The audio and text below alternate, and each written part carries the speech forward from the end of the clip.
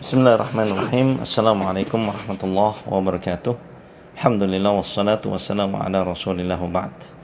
Alhamdulillah, kita panjatkan kehadirat Allah subhanahu wa ta'ala atas nikmat dan taufiknya kepada kita semua, sehingga kita terus belajar agama, diantaranya belajar hadis Nabi SAW dalam kitab Arba'in Nawawiyah. Dan kita masuk pada hadis yang ketiga tentang rukun Islam, di mana hadis ini diriwayatkan an Abi Abdurrahman Abdullah ibni Umar ibn al-Khattab radhiyallahu anhuma an Nabi sallallahu alaihi wasallam qala, dari Abi Abdurrahman, ini kunyah dan kunyah termasuk sunnah. Abdullah ibni Umar ibn al-Khattab ini adalah anak dari Umar bin Khattab radhiyallahu taala anhu, yang dikenal sebagai orang yang sangat ittiba, mengikuti Nabi sallallahu alaihi wasallam. Dan beliau termasuk orang atau sahabat yang banyak meriwayatkan hadis Nabi sallallahu alaihi wasallam. Dari Nabi sallallahu alaihi wasallam bahwasanya beliau bersabda, "Bunyal Islamu al khamsin, syahadatu an la ilaha illallah wa anna Muhammadar Rasulullah." Islam itu dibangun di atas 5 perkara. Yang pertama adalah bersyahadat bahwasanya tidak ada ilah selain Allah Azza wa Jal, dan bahwasanya Muhammad adalah Rasulullah. Wa iqamis salah, yang kedua adalah menegakkan salat. Wa ita'iz zakah, yang ketiga adalah menegakkan zakat. Wa hajjil bait, dan yang keempat adalah haji ke rumah Allah. Yang kelima wa shaumi Ramadan, dan berpuasa di bulan Ramadan. Hadis sahih muttafaq alaih. Ikhwatiddin azani Allah wa yakum. Pada hadis ini dijelaskan tentang rukun Islam yang sudah dijelaskan pada hadis yang kedua tentang maratib al-Islam. Dijelaskan pertama tentang Islam, yaitu rukun Islam, iman, rukun iman, dan kemudian ihsan, yaitu rukun ihsan. Dan sekarang dijelaskan tentang rukun Islam. Di sini Rasulullah SAW membuat satu permisalan tentang rukun Islam. Bunya al-Islam, Islam itu dibangun. Artinya Rasulullah SAW memisalkan bahwasanya rukun Islam itu seperti bangunan. Apa yang kita bisa ambil dari kalimat ini? Bahwasanya Islam seseorang itu seperti bangunan-bangunan yang ada. Ada bangunan yang mentereng, bangunan yang mewah, bangunan yang bagus. Ada juga bangunan-bangunan yang reot, bahkan ada bangunan-bangunan yang runtuh. Menunjukkan bahwa kualitas Islam seseorang tergantung dari bagaimana dia memoles bangunannya tersebut. Semakin baik polesannya, maka akan semakin indah bangunannya. Oleh karena itu di sini Rasulullah SAW misalkan bunyal Islam, bangunan Islam. Bahwasanya Islam dibangun di atas 5 perkara yang kita sebut sebagai rukun, pilar, sebagai amud, ya, atau tiangnya. Maka apabila tiangnya ini hilang, maka tidak sempurnalah bangunan tersebut, bahkan bisa jadi bangunan tersebut bisa hancur. Apa saja? Yang pertama adalah syahadatu an la ilaha illallah wa anna Muhammadar Rasulullah. Seseorang bersaksi, bersyahadat, ya, bahwasanya tidak ada ilah, tidak ada Tuhan yang berhak disembah melainkan Allah Azza wa Jalla. Dan dia bersaksi bahwasanya Muhammad adalah utusan Allah, membawa risalah dari Allah Subhanahu wa taala untuk disampaikan kepada manusia. Ikhwatiddin azani Allah wa yakum. Bahwasanya bersyahadat bukan hanya ucapan dan lisan. Iya, betul, bahwasanya seorang mengucapkan dengan lisannya maka dia telah dianggap sebagai muslim dan kita hukumi sebagai zahirnya.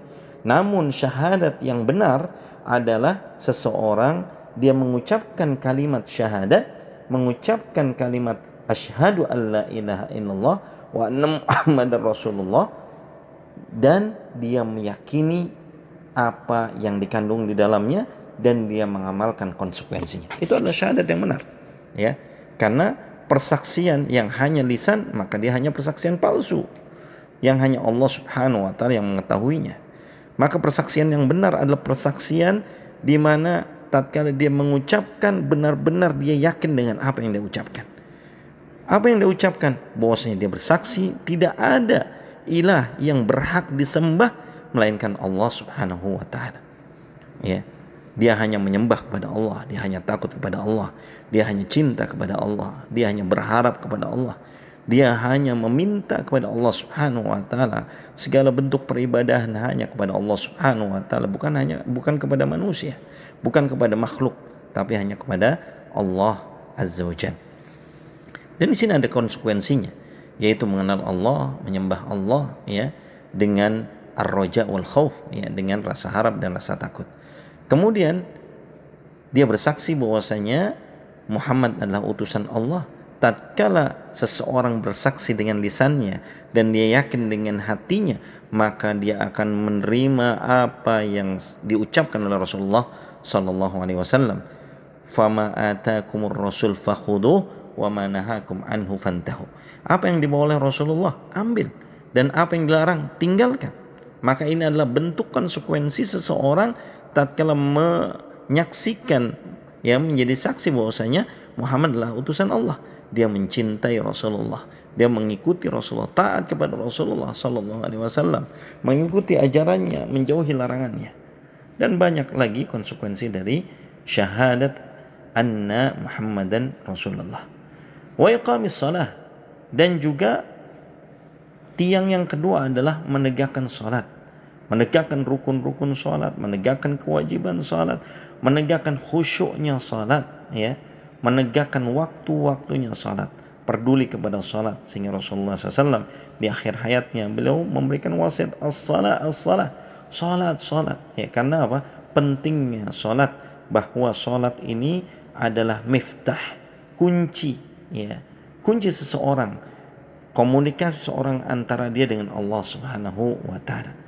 Oleh karena itu, seorang yang dia telah bersyahadat, maka dia harus melazimi salat, dia harus khusyuk di dalam salatnya, dia harus konsekuen terhadap tuntutan-tuntutan dari pilar yang kedua, yaitu iqamis shalah, menegakkan salat. Yang ketiga adalah wa itaiz zakah, menunaikan zakat.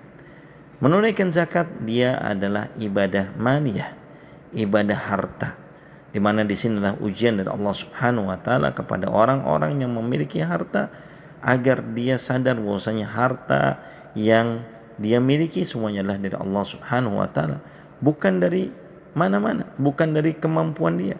Jangan sampai dia berkata seperti Qarun, innama utituhu ala ilmin indi, bahwasanya saya mendapatkan itu semua adalah karena kehebatanku, karena karena keilmuanku ya, dan seterusnya. Dia menafikan bahwasanya itu adalah dari Allah Subhanahu wa taala. Oleh karena itu, di antara kewajiban seseorang tatkala memiliki harta, apabila telah mencapai nisab, batasan yang ditentukan dalam syariat, mencapai haul, mencapai waktu yang sudah ditentukan dalam syariat, maka wajib mengeluarkan zakatnya, wa itaiz zakah, yang disebut zakat al-mafruḍah, zakat yang wajib ya. Ikhwatiddin azani Allah wa yakum. Salat adalah ibadah badaniyah, zakat adalah ibadah maliyah. Kemudian disebutkan wa hajjul bait. Yang keempat adalah pergi haji. Haji ke rumah Allah, haji menuju Baitullah ya. Dalam riwayat yang lain disebutkan tentang haji ini pada posisi yang kelima. Pada riwayat ini disebutkan pada posisi yang keempat. Dan haji ini disyaratkan istita'ah, kemampuan. Kemampuan apa?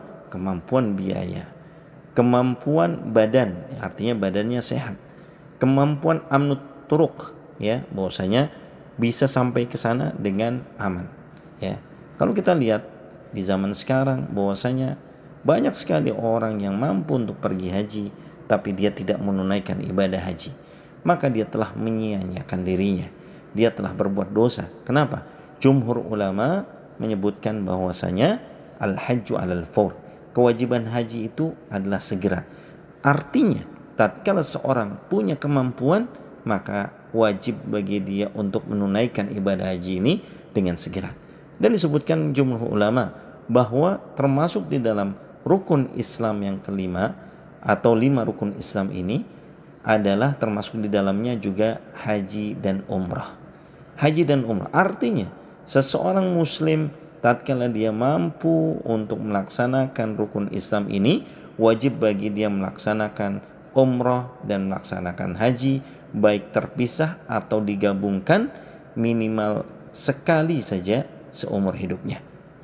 Maka dia telah melaksanakan haji Islamnya dan umrah Islamnya. Dan yang terakhir, yang kelima, wasaumi Ramadan, puasa di bulan Ramadan. Maka puasa ini adalah ibadah badaniyah at-tarkiyah, ya, ibadah badaniyah tarkiyah, yaitu ibadah yang terkaitan dan badan kita akan tapi meninggalkan. Maksudnya apa? Meninggalkan makan dan minum. Kalau tadi sholat ibadah badaniyah al-fi'liyah, ya dia melakukan. Kalau ini meninggalkan.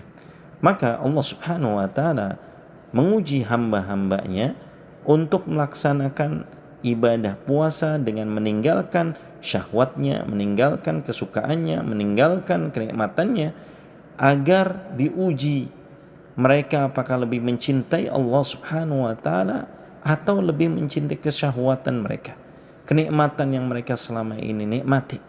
Maka ini adalah salah satu ujian dari Allah Subhanahu wa taala kepada hamba-hambanya.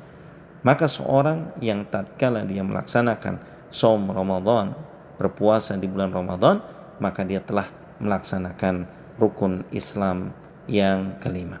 Ikhwatiddin azanillahu wa yakum. Semoga Allah Subhanahu wa taala memberikan taufik kepada kita untuk melaksanakan ibadah ini dengan sebaik-baiknya. Dan rukun Islam adalah ibadah yang zahir, ibadah yang tampak, ibadah yang terlihat, ibadah fisik, ya, yang kita bisa lihat, ya, dengan ucapan atau dengan perbuatan atau dengan harta kita.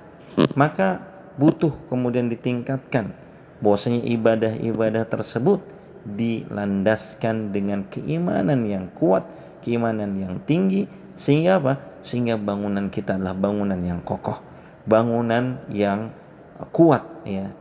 Bukan hanya penampilannya saja yang mewah, akan tapi di dalamnya kropos. Jangan sampai seperti itu.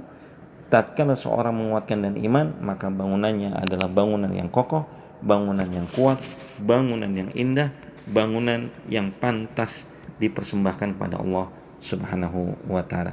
Semoga Allah Subhanahu wa taala memberikan keberkahan kepada kita semua. Sallallahu ala nabiyina Muhammad wa ala alihi wasallam.